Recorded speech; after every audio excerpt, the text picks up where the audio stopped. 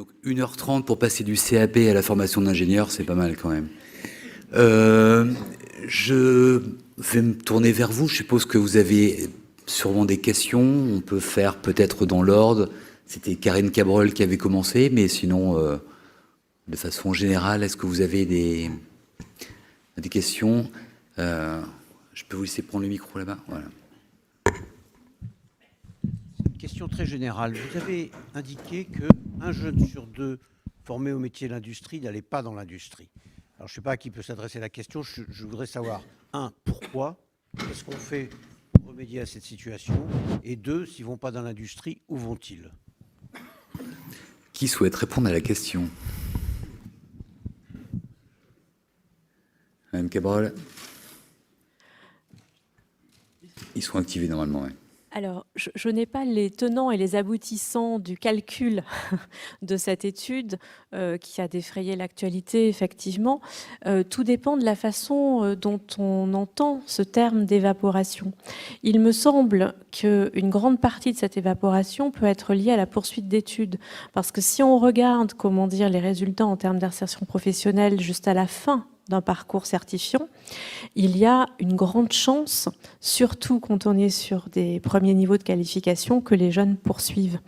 Donc il faut prendre cette notion de taux d'évaporation, me semble-t-il, avec beaucoup de précautions et ne pas en tirer de conclusions, je dirais, trop radicales par rapport à la situation, même si, bien évidemment, la question se pose de la transformation de l'obtention d'une certification et à l'issue d'un parcours de formation en emploi lorsque cela est souhaité par la personne concernée et qui ne souhaiterait pas poursuivre justement ces études.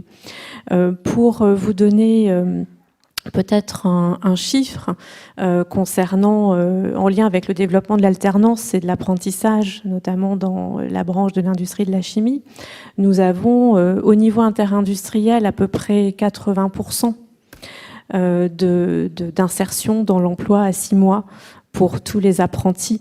Et c'est le cas aussi dans la branche de la chimie si on isole spécifiquement les parcours en apprentissage.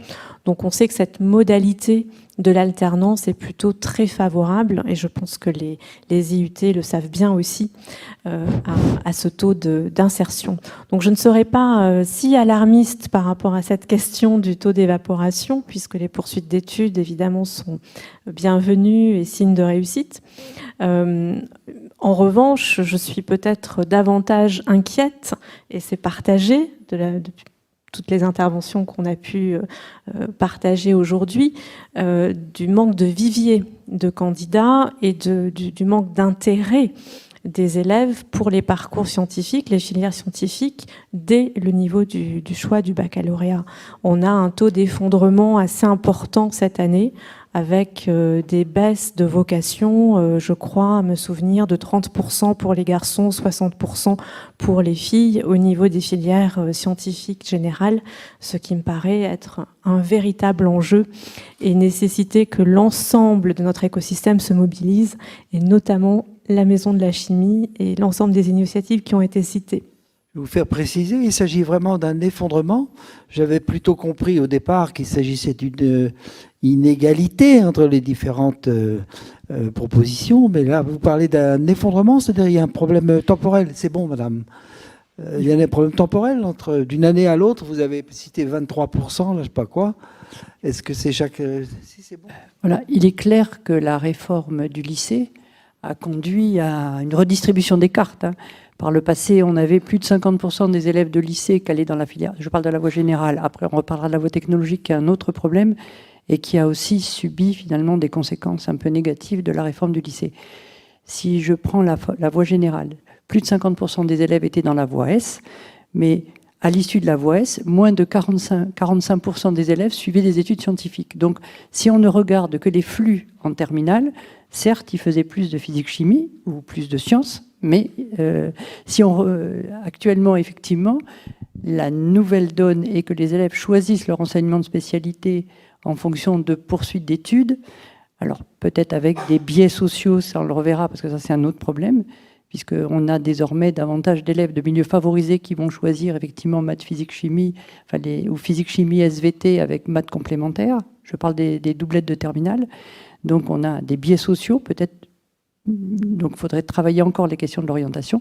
On a moins d'élèves qui vont choisir des disciplines scientifiques, mais à l'issue du baccalauréat, ils vont en proportion davantage, ceux qui ont choisi ça, davantage vers des poursuites d'études scientifiques. Donc il y a une meilleure adéquation de l'amont avec l'aval. Voilà. Donc c'est pas si catastrophique que ça. Ça dépend ce qu'on regarde comme chiffre. C'est pareil que pour un élève sur 2 qui ne va pas dans l'industrie. Moi, je voudrais savoir qu'est-ce qu'on considère comme industrie et qu'est-ce qu'on a pris comme diplôme des élèves formés. Est-ce que c'est des CAP? Donc, avec les problèmes de mobilité, souvent de ceux qui sont en CAP, on en avait discuté avec mon collègue. Voilà. Donc, il faut regarder comment sont faites les enquêtes et il faut faire attention aux chiffres. Je vous engage à...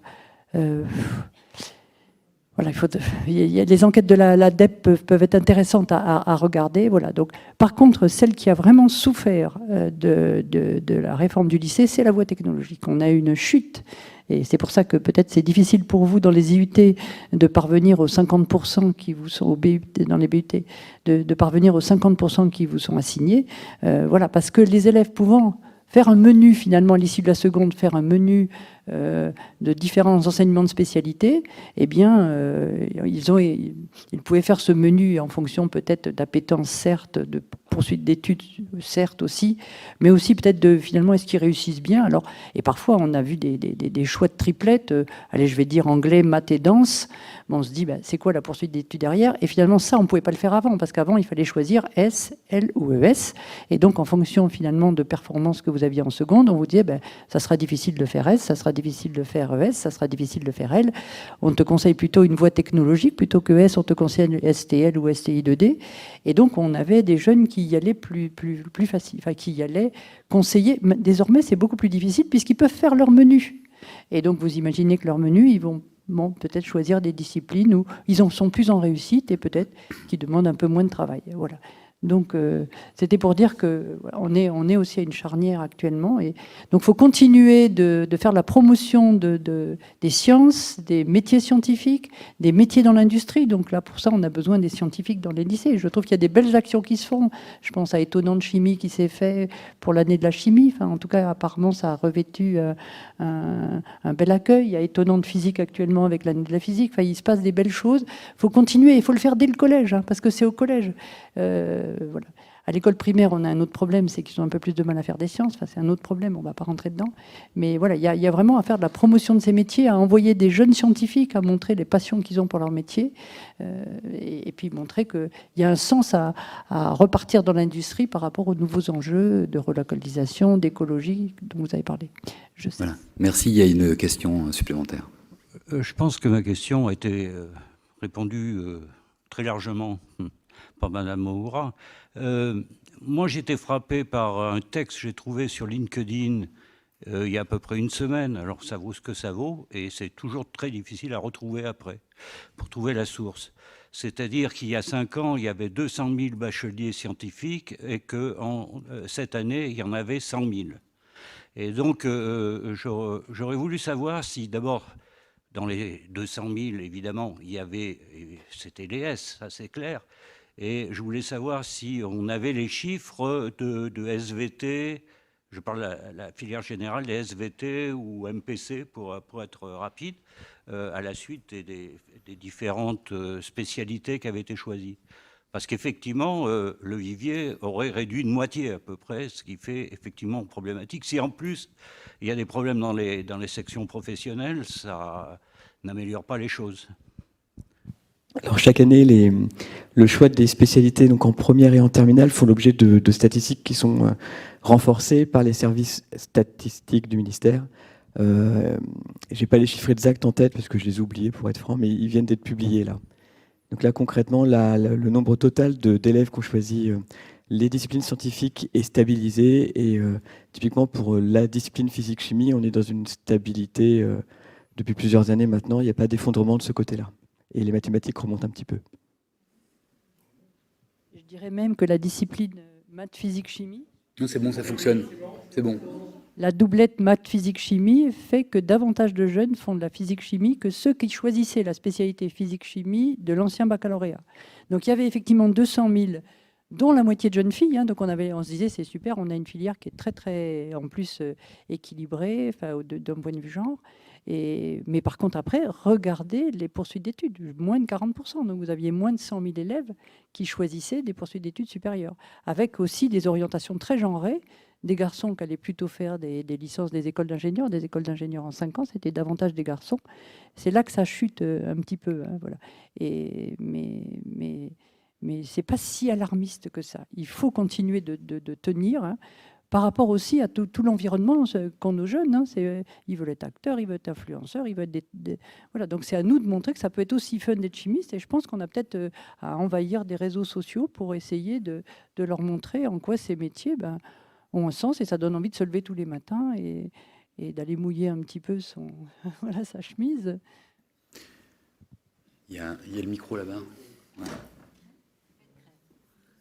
Merci. J'ai un commentaire et une question. Le commentaire, c'est j'ai entendu ce mot horrible de décarboner dans la maison de la chimie. Une chimie sans carbone, je ne sais pas ce que c'est. Donc si on pouvait, alors c'est pas pour vous parce que je l'ai entendu pendant toute la journée. Si on pouvait parler de chimie durable, respectueuse de l'environnement, etc. Ma question, elle est pour Gay-Lussac. On a parlé beaucoup ce matin aussi de l'importance du procédé, du génie chimique et des nouveaux procédés. Et on a 2 écoles, peut-être 3 si j'en rajoute Compiègne, qui sont spécialisées là-dedans en France. Et on va avoir des besoins considérables quand on va réindustrialiser en ingénieur spécialisé en génie chimique. Est-ce que vous réfléchissez à ça au niveau de la fédération, soit à augmenter vos promotions, soit à susciter dans d'autres écoles que les vôtres des formations en génie chimique? Merci de votre question. Effectivement, alors l'UTC n'est pas dans la fédération Gay-Lussac, mais c'est aussi des collègues avec lesquels on échange régulièrement.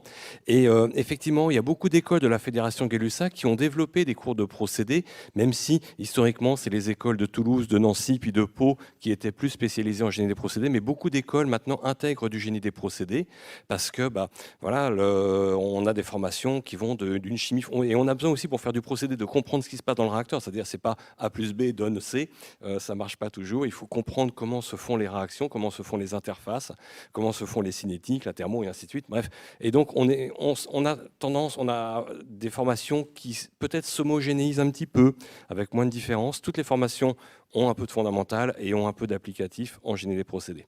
Ensuite, pour répondre à la suite de votre question, on aimerait bien augmenter nos flux. Alors, nous, pour l'instant, on n'est pas encore trop touché par cette désaffection ou cette baisse démographique. Il y a un petit peu moins d'étudiants en classe préparatoire aux grandes écoles, ça, on le voit. Mais pour l'instant, on arrive toujours à à trouver suffisamment d'élèves pour avoir des promotions. On pourrait même en prendre un petit peu plus. La difficulté, vous l'avez vu, c'est que par exemple, on a 35% de formation pratique. Et donc, prendre 10% d'élèves dans les formations, dans les écoles, ça passe. Mais augmenter beaucoup plus, dans ce cas-là, il nous faut des nouvelles installations ou bien des installations virtuelles. Il nous faudra peut-être plus de profs. C'est des problèmes. On aimerait bien.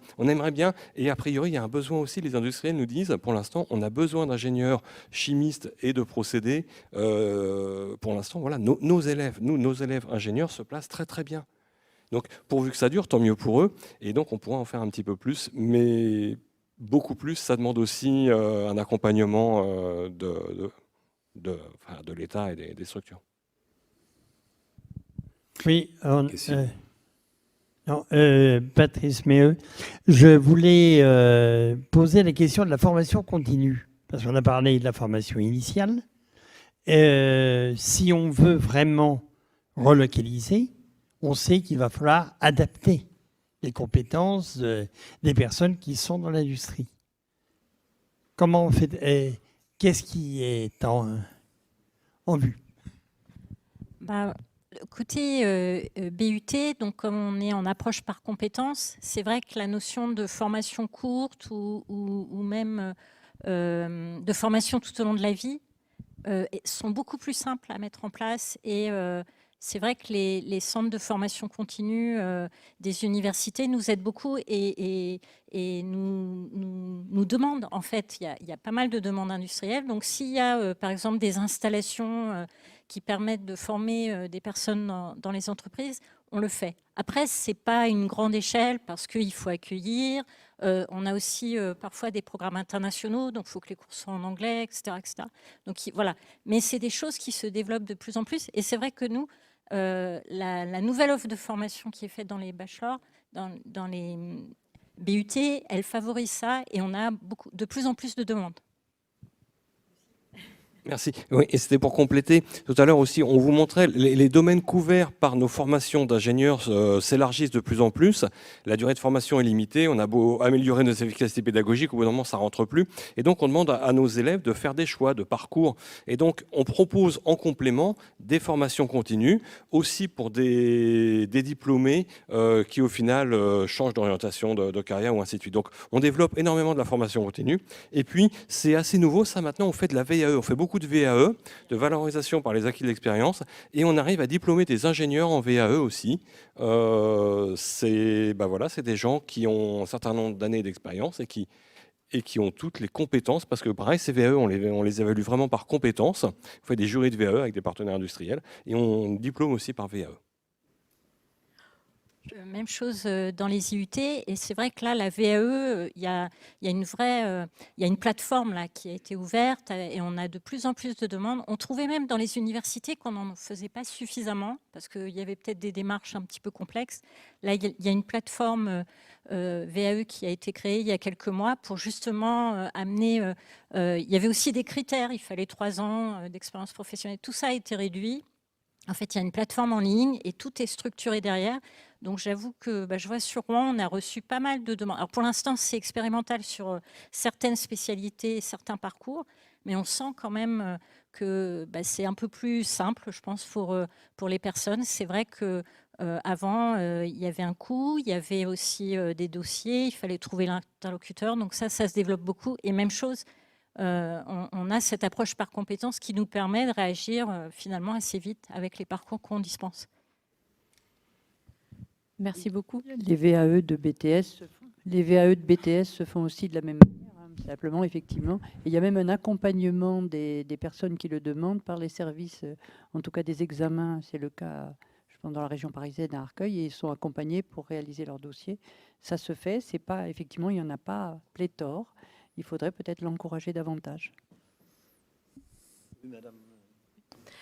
Pour compléter les propos déjà très riches en réponse à cette question passionnante de l'actualisation effectivement et de l'accompagnement des mobilités professionnelles après un premier parcours de formation initiale, effectivement, les différentes réformes ont simplifié la VAE, notamment pour l'ensemble des certifications, quel que soit leur niveau et leur origine. Donc c'est très positif, mais c'est en train de se mettre en place avec un accompagnement qui perdure, mais un process de certification très allégé et dématérialisé qui permettra à un grand nombre d'en bénéficier demain.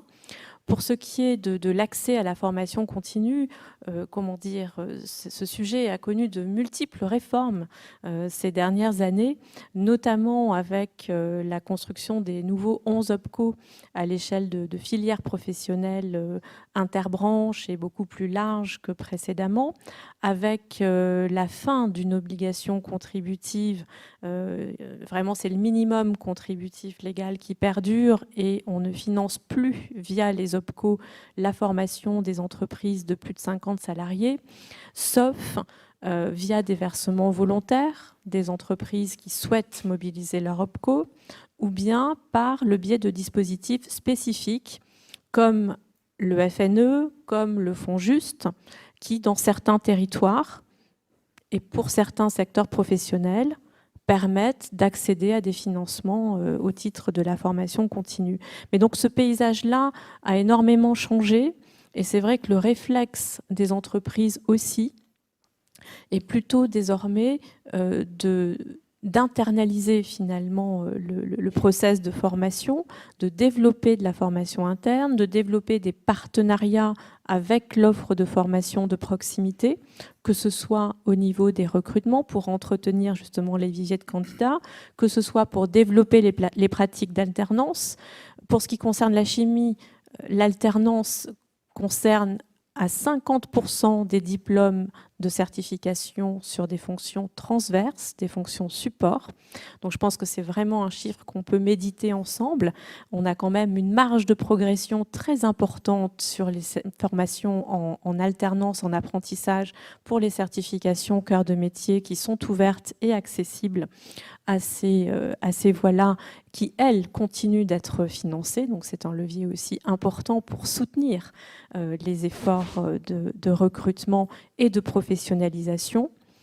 Et effectivement, la branche professionnelle soutient l'adaptation de l'appareil de formation pour faciliter l'accès à l'actualisation des compétences, pas uniquement au niveau des rénovations de certification dont on parlait ce matin en lien avec la formation initiale, mais aussi l'adaptation des parcours, le travail avec la Fédération Gay-Lussac, avec les IUT sur de multiples projets, également avec certains masters universitaires, avec lesquels nous promouvons une priorité donnée justement au génie des procédés, qui apparaît vraiment comme une compétence à développer majoritairement en formation continue pour parfois rééquilibrer, entre guillemets, la formation qui est très forte en R&D, côté chimie, est beaucoup plus réduite, on va dire, en termes d'opportunités de formation en génie des procédés. Donc il y a vraiment un gros effort de mobilisation sur ce sujet à porter. Merci, je rebondis juste. Bon, effectivement, on a besoin d'ingénieurs en génie des procédés, on a besoin aussi d'une connaissance par le grand public de la discipline du génie des procédés. Ça, c'est notre difficulté. Quand on va discuter avec des étudiants qui sont en terminale, on leur parle de chimie, ils comprennent très bien, on leur parle de génie civil, ils comprennent bien, on leur parle de génie des procédés, ils en regardent avec des grands yeux. Et à côté de ça, on a besoin qu'ils viennent chez nous motivés aussi. Donc ça, c'est un travail collectif. Il faut qu'on fasse connaître cette discipline dont on a besoin. Merci. Une ultime question peut-être non. Moi, je souhaitais présenter Jean-Claude Bernier.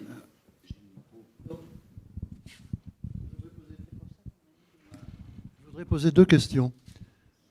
Pour avoir été un des promoteurs de l'enseignement scientifique en anglais et en allemand, je voudrais savoir un petit peu quelle est la dimension internationale maintenant dans les divers enseignements en école de chimie et en IUT.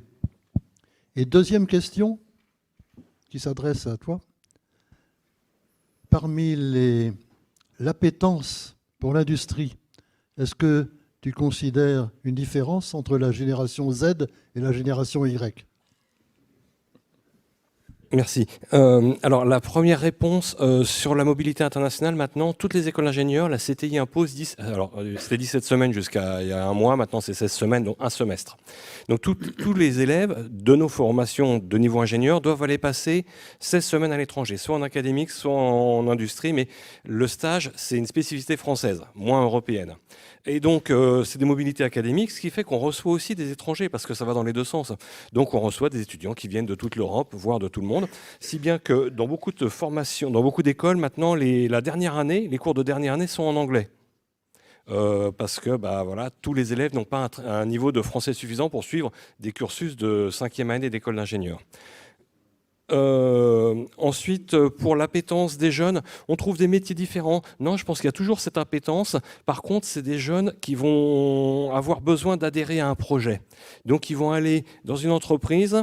Alors, effectivement, il y a les dires et la réalité. Les dires, c'est les jeunes vraiment disent, voilà, moi j'ai envie d'aller dans cette entreprise parce qu'elle a une image RSE, une image décarbonation, ainsi de suite.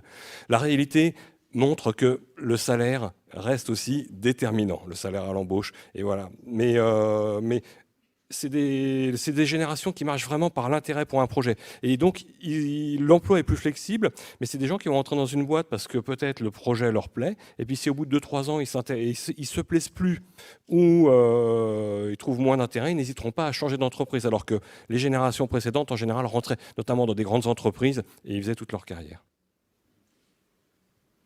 Même pour... Oui, juste une petite phrase. Oui, en fait, les jeunes aujourd'hui, ils veulent toujours monter en compétences. C'est-à-dire qu'ils vont prendre un emploi, enfin c'est ce qu'ils me rapportent, ils prennent un emploi et c'est pas forcément sur la durée. Peut-être que notre génération, on était plus dans la stabilité de l'emploi, eux sont vraiment dans une demande de monter en compétence. C'est-à-dire qu'ils vont agir par projet, par intérêt au projet, et puis apprendre. En fait, souvent, donc c'est une autre façon de voir la vie professionnelle, l'expérience professionnelle, et c'est vraiment. Et puis les valeurs aussi de l'entreprise, tout ça, ça joue énormément pour eux. Voilà. C'est vrai que les chiffres d'affaires, le CAC 40, tout ça, c'est pas forcément ça qu'ils vont rechercher. Par contre, ils vont rechercher les valeurs de l'entreprise, les actions qu'elle mène. Voilà, pour la planète, voilà. Mais en tout cas, les montées en compétences, ça vraiment on le sent. Donc ils vont vraiment pas s'impliquer. Quand on leur propose un poste à l'université, vous pouvez rentrer et y rester 30 ans. Bah, c'est pas des choses qui font rêver aujourd'hui les jeunes diplômés. En tout cas, vous avez là une remarque particulièrement optimiste, on peut dire. Hein, c'est quand même très bien. Oui, moi je voudrais juste revenir sur le côté international. Par exemple, si je prends les BTS, on a affaire à un public d'élèves un peu moins favorisés que ceux qui vont faire les écoles d'ingénieurs. Hein. On peut pas nier qu'il y a quand même toujours cette distillation sociale qui se fait dans notre cursus scolaire. Il y a actuellement, on a la chance d'avoir Erasmus et donc beaucoup de nos enseignants encouragent leurs étudiants et les aident à trouver des stages, parce qu'en BTS on fait aussi des stages à l'étranger, de manière à ce qu'ils puissent aussi s'ouvrir à l'international. Donc merci Erasmus, parce que ça apporte quand même des bourses pour ces étudiants. Très bien, merci. À une question. Là, ce sera la dernière. Oui, merci. J'avais une question sur les relations avec les industriels. En gros, comment ça s'organise, comment ça marche, et qu'est-ce qui pourrait être mieux fait, on va dire, avec ces relations-là.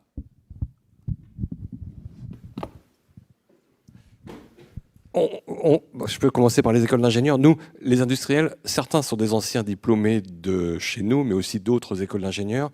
Donc, on les voit par différents créneaux, des suivis de stage. On a des conseils de perfectionnement avec des industriels, dans ces conseils de perfectionnement ou des conseils d'administration avec des industriels qui nous donnent des avis, qu'on suit ou pas, mais voilà, on échange avec. Donc on a des bonnes relations avec les industriels. Pour nous, c'est pas trop une difficulté et on a aussi facilement des stages. Donc on a des bons contacts, des bonnes relations avec les industriels. On voudrait juste qu'ils soient un peu plus dispo pour venir, non pas une demi-journée dans nos conseils de perfectionnement, mais 3 jours et qu'on passe du temps pour brainstormer. Mais bon, je plaisante, enfin voilà, on a des bons contacts.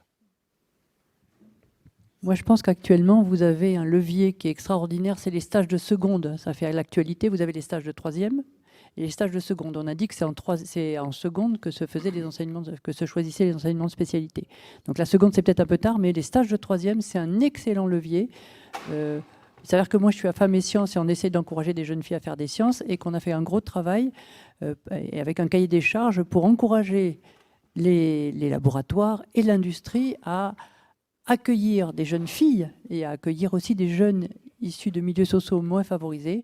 Je pense que là, vous avez un levier, mais à condition de ne pas leur faire des photocopies. Je m'entends. C'est-à-dire que si on fait venir un jeune... Alors, c'est pas toujours facile, un jeune de troisième, mais on conseille de les faire venir en groupe, à 3-4, et de vraiment leur préparer un stage dans lequel ils vont aller voir différents lieux de l'entreprise. Et je pense que ça peut être un levier. Donc, voilà, c'est une piste. Je n'ai pas dit que c'était la piste. Moi, je veux bien intervenir aussi, un peu dans le même schéma que pour les écoles d'ingénieurs. On a des conseils de perfectionnement, on a un conseil d'institut aussi, où il y a des professionnels qui donnent leur avis, qui nous donnent qui nous indiquent les choses peut-être à mener. Et puis, il y a beaucoup d'enseignants, en fait, professionnels. Donc, vous avez vu dans l'arrêté, vous pourrez le regarder, j'ai mis le lien dans le diaporama. En fait, on doit avoir 25% d'enseignants professionnels. Et professionnel ne veut pas dire quelqu'un qui enseigne ailleurs et qui viendrait à l'université, c'est vraiment professionnel. Et on a également des postes, alors là j'encourage beaucoup les collègues des IUT à le faire et on le développe beaucoup sur Rouen, c'est des professeurs universitaires associés, c'est-à-dire que ce sont des personnes qui ont un emploi professionnel et qui viennent enseigner au moins une demi-journée par semaine chez nous, donc il faut une autorisation bien entendu de l'entreprise pour ça, ou qu'ils aient leur propre entreprise pour venir. Et du coup, ça, c'est très intéressant parce que déjà, les taux horaires sont un petit peu plus élevés, parce que c'est quand même important pour eux. Et puis, ça permet de favoriser le réseau. Et ceux qui rentrent à l'IUT en tant que professeur universitaire associé, ils y restent très très longtemps. Moi, j'en vois même partir à la retraite et qui étaient là depuis 20 ans, voire plus, parce que ça fidélise et puis ça amène leur réseau, leur propre réseau. Donc voilà, c'est une action qui est vraiment très très bien au niveau du monde universitaire en tout cas. Madame Cabrol. Pour compléter les propos, je dirais qu'il y a plusieurs leviers pour que les industriels s'impliquent très concrètement sur l'ensemble de ces sujets de formation initiale et continue.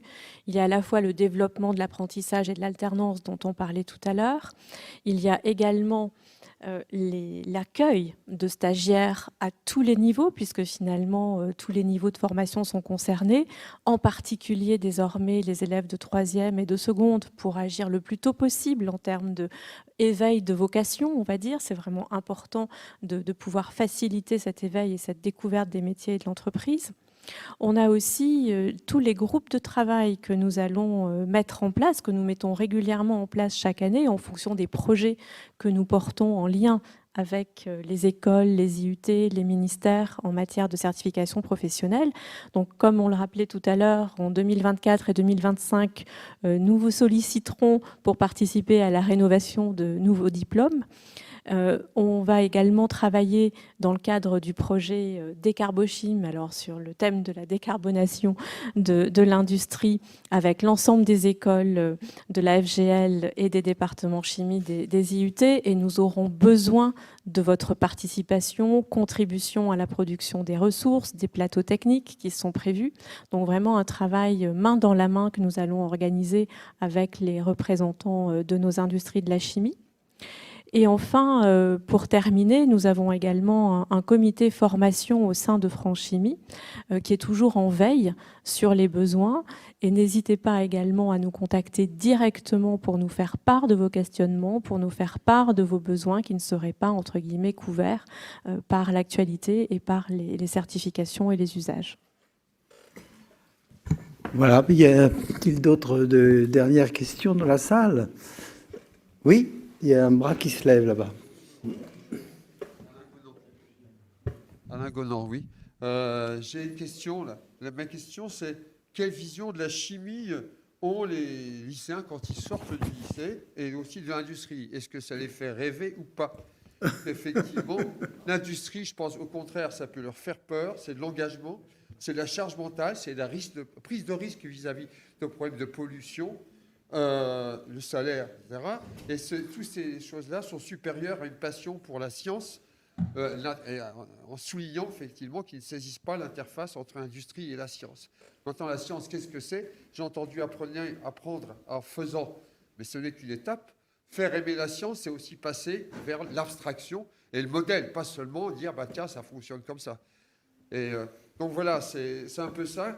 Comment remotiver les jeunes pour la science? Et le mot chimie, peut-être plutôt parler de génie de la matière, ce serait peut-être mieux. Ce n'est pas de la chimie, c'est de la matière. Nous, tout est chimie. Vous êtes chimie, je suis chimie, etc. Voilà. Bien. Merci pour c'est des questions et des remarques à caractère philosophique. Je vois que M. Éloi est prêt à répondre. Alors là, c'est vrai que pour le coup, c'est dans notre giron, puisque là... Ce que montrent toutes les visites en classe qu'on peut faire et les entretiens qu'on a avec les professeurs et les inspecteurs territoriaux, c'est que justement la chimie, elle est appréciée et elle est très appréciée dans l'enseignement secondaire. C'est une des disciplines scientifiques qui est la plus gardée le long en fait, du cursus de l'enseignement dans le lycée général. Autrement dit, dans les 3 disciplines qui sont prises, 3 spécialités qui sont prises en première, elle est très majoritairement gardée en terminale, elle est très peu abandonnée.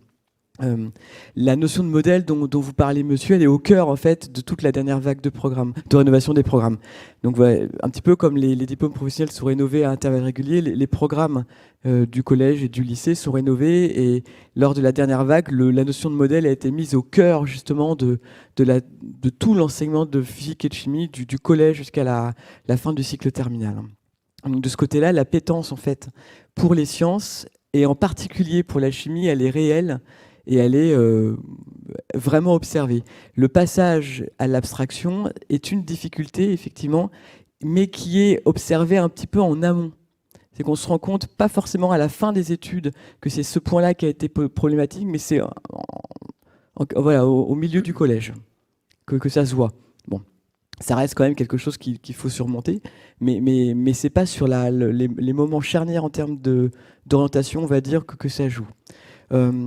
Après, l'image que l'industrie va avoir au niveau des jeunes, et ben là, c'est vrai que de ce côté-là, il n'y a pas encore une jonction complète qui est faite entre la chimie, discipline fondamentale, discipline académique, et la façon dont elle est déclinée dans le milieu industriel, dans le monde de l'industrie. Il y a peut-être encore aujourd'hui une jonction à faire pour en donner la réalité au niveau du lycée notamment. Mais dans la voie technologique, c'est beaucoup plus prégnant de ce côté-là. C'est vrai qu'on a un enseignement scientifique qui est dédié à tous les élèves, et ce que vous venez de me dire me fait penser que cette problématique de l'industrie, elle n'a pas été mise au cœur de cet enseignement scientifique. On y parle du climat, on y parle du futur des énergies. Alors on parle un petit peu bien sûr on y parle de la biodiversité, mais c'est vrai que finalement, et j'y pense parce que c'est toi qui es aux manœuvres maintenant, tu es à la manœuvre, et je pense que on pourrait peut-être demander qu'au niveau de cet enseignement scientifique qui est donné à tous les élèves de la voie générale, peut-être il y ait un module qui parle un petit peu de ces problématiques, et notamment de celles que vous avez développées à la Fédération Gay-Lussac. C'est peut-être une piste d'évolution. Bien, merci Madame Honorat. S'il n'y a pas d'autres mains qui se lèvent, ni à droite ni à gauche, le moment est venu de quelques phrases pour conclure cette, j'ose dire, belle journée, cette très intéressante journée de colloque, tellement belle qu'elle est très riche et qu'elle est peut-être difficile à complètement intégrer. Quelques remarques quand même à caractère transversal sur la matinée et l'après-midi. D'abord au plan technique, il est quand même intéressant de remarquer que, même si ce n'est pas forcément une surprise, l'universalité des inquiétudes ou des préoccupations relatives à l'enseignement, à l'environnement, pardon, excusez-moi. L'enseignement aussi, mais c'est le deuxième point.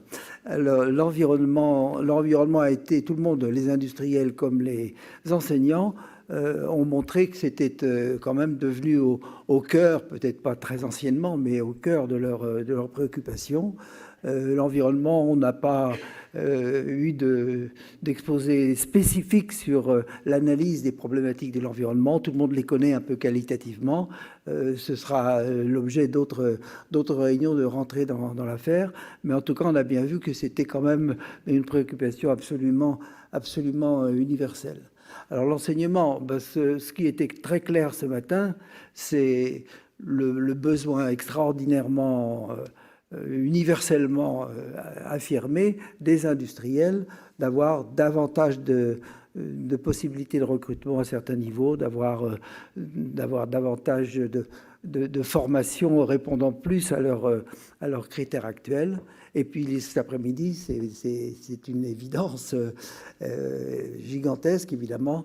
Les enseignants connaissent bien cette demande latente des industriels, ont beaucoup fait d'efforts ou font beaucoup d'efforts pour pouvoir y répondre.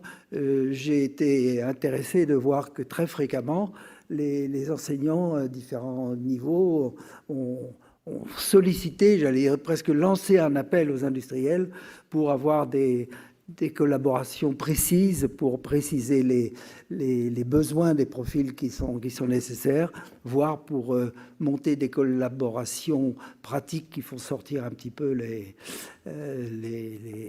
contacts de leur mode habituel. Ça, c'est des notions très, très importantes.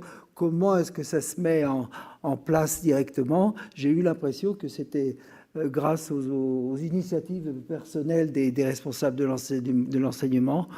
J'ai pas, peut-être une erreur, j'ai pas vu réellement de structure ou d'institution qui soit active dans ce domaine-là, mais c'est peut-être plutôt une bonne nouvelle, puisqu'il vaut mieux laisser les choses peut-être se dérouler normalement si elles se font normalement.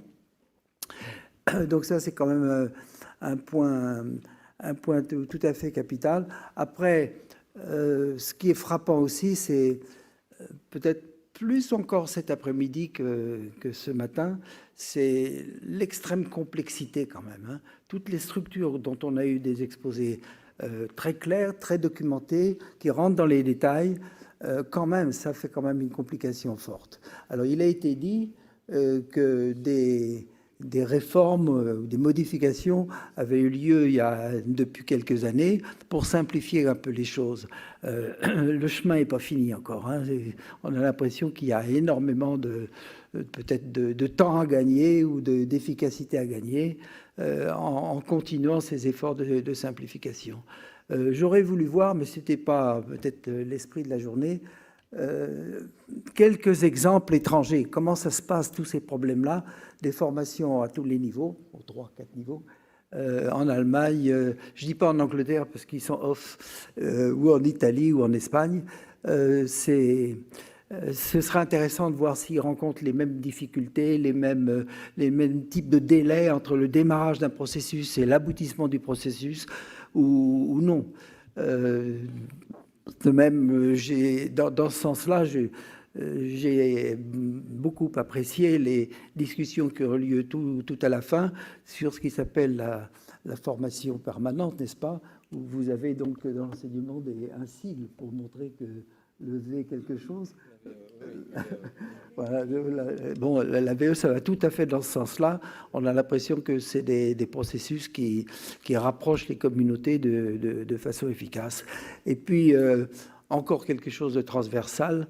Le dernier point, c'est quand même vraiment merci à tous les orateurs qui ont été extrêmement convaincants, extrêmement actifs à démontrer la qualité de leurs travaux. Et j'espère qu'ils vont avoir du succès dans leurs appels au monde industriel.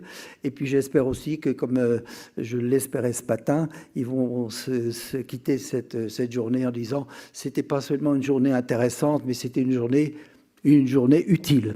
Je vous remercie.